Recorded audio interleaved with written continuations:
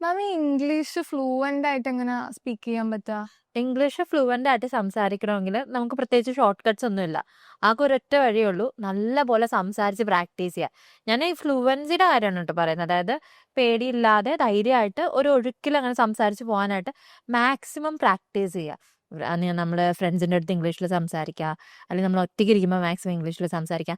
അങ്ങനെ സംസാരിച്ച് പ്രാക്ടീസ് ചെയ്യുമ്പോഴാണ് നമുക്ക് ഈ ധൈര്യത്തോടെ ഇംഗ്ലീഷ് സംസാരിക്കാൻ പറ്റുന്നത്. നമ്മുടെ ബ്രെയിൻ എന്ന് പറയുന്നത് ഇപ്പം സൂര്യ ചെയ്യാത്തൊരു കാര്യം, സൂര്യ എന്തെങ്കിലും ചായ ഉണ്ടാക്കാറുണ്ടോ? അങ്ങനെ അപ്പൊ ആദ്യമായിട്ട് ചായ ഉണ്ടാക്കിയത് ഓർമ്മയുണ്ടോ? ഉണ്ട്. അപ്പം ഭയങ്കര ടെൻഷൻ അല്ലായിരുന്നോ? എത്ര പാലൊഴിക്കണം, എത്ര വെള്ളം ഒഴിക്കണം, എത്ര പഞ്ചസാര, നമുക്കൊരു ഐഡിയ ഇല്ലായിരുന്നല്ലോ. പിന്നെ നമ്മൾ ഉണ്ടാക്കി ഉണ്ടാക്കി ഇപ്പം പേടിയില്ലല്ലോ. കാരണം ബ്രെയിൻ എക്യുപ്ഡ് ആയി. ഓക്കെ, അറിയാം ചായ, ഓക്കെ ചായ ഇങ്ങനെയാണ് ഉണ്ടാക്കുന്നത്, നല്ല ധൈര്യമായി. അതേപോലെയാണ് ഇംഗ്ലീഷ്. നമ്മൾ എത്രത്തോളം സംസാരിക്കുന്നു അത്രത്തോളം നമുക്ക് സംസാരിക്കാനുള്ള ധൈര്യം കൂടും. ധൈര്യം കൂടുന്നതനുസരിച്ച് നമ്മുടെ ഫ്ലുവൻസി കൂടിക്കൊണ്ടിരിക്കും.